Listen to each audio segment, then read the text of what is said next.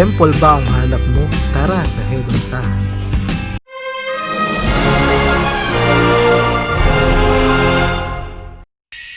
Mula Sasanggo sa Busan, it takes 1 hour para makarating sa Haedongsa. Pwedeng mag-subway, line 2 or green line or bus para makapunta sa Haeundae Station.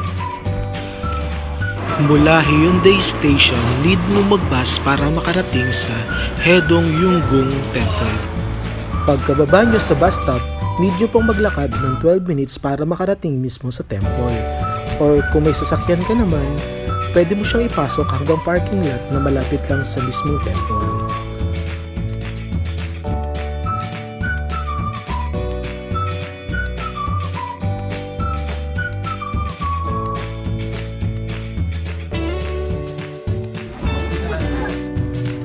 Bago makapasok sa mismong temple, bubungad sa iyo ang mga tindahan ng pagkain at ng mga souvenirs.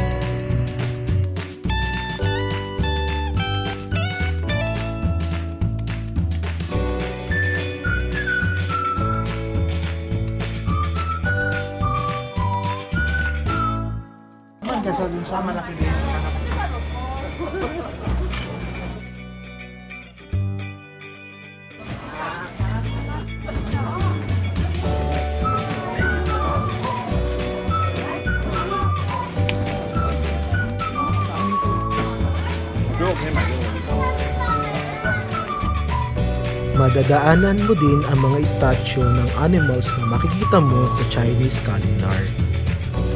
At saka isang malaking pagoda. Ang Haedongsa ang kaisa-isang Buddhist temple na matatagpuan mo sa tabi ng dagat, sapagkat karamihan sa Buddhist temple ay matatagpuan mo sa kabundukan. Sa templong ito ay mayroon kang makikitang isang malaking golden Buddha na nakaharap sa dagat. Ang paniniwala pala ng mga Buddhist na kapag lagi kang bumibisita sa mga Buddhist temple ay matutupad ang iyong mga wish sa buhay. Kaya asahan mo na maraming tao dito pag Chuseok at Sunal or Chinese New Year sapagkat dito nila sinasalubong ang unang pagsikat ng araw.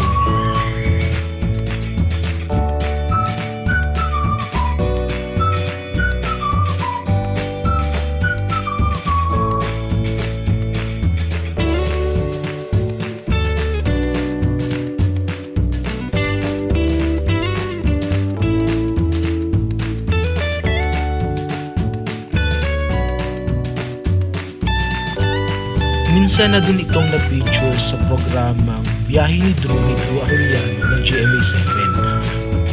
Isa din ito sa pinuntahan ni Alex Gonzaga at ni Luis Manzano nang minsang dumalaw sila sa Busan.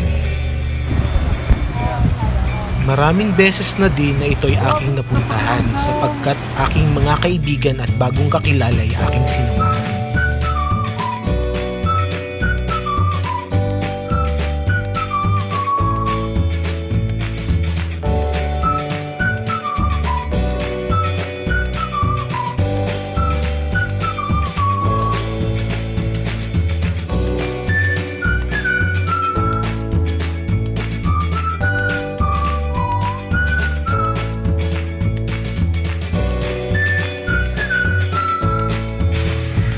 Summer